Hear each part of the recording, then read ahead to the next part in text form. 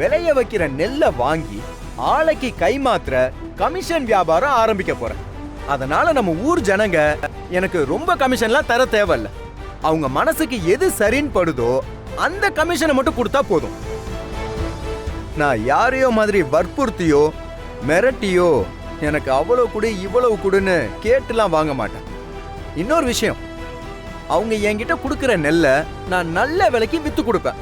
ஏய் நிறுத்துறா. இதெல்லாம் சொல்றதுக்கு நல்லாதான் இருக்கும். காத்துல பணம் வரைய முடியாது ராசா. அதுக்குன்னு சில சமாச்சாரம்லாம் நடக்கணும்.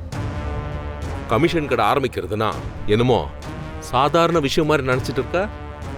பொசுக்குன்னு நீ கமிஷன் வண்டி ஆரம்பிக்கிறேன்னு சொன்னா இங்க இருக்கிற எல்லாரும் வந்து உங்ககிட்ட நெல்லை கொடுத்துருவாங்களா? அதுக்குன்னு அனுபவம் வேணும்.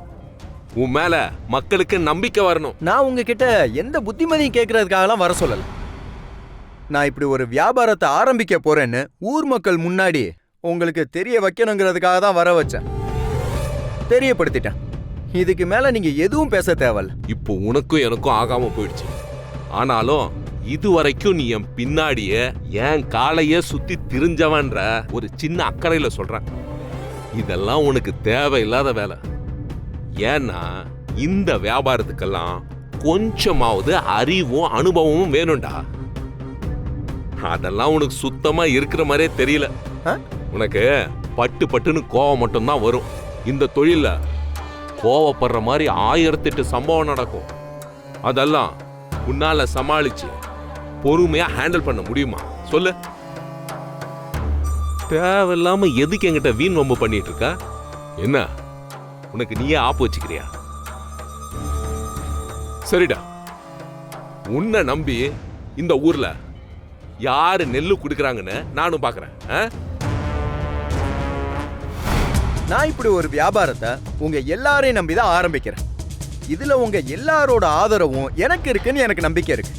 என் நம்பிக்கையை வீண் போகாம நீங்க தான் காப்பாத்தணும். முத்துப்பாண்டி, நீ ஒன்னும் கவலைப்படாதப்பா.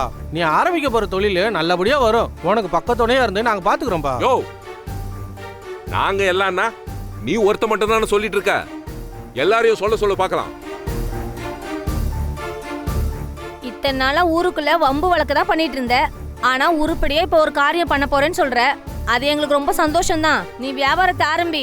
எங்களால முடிஞ்ச ஆதரவை நாங்க உனக்கு தரோம். சரியா? கேட்டீங்கல்ல, இதுதான் ஜனங்க என் மேல வச்சிருக்க நம்பிக்கை.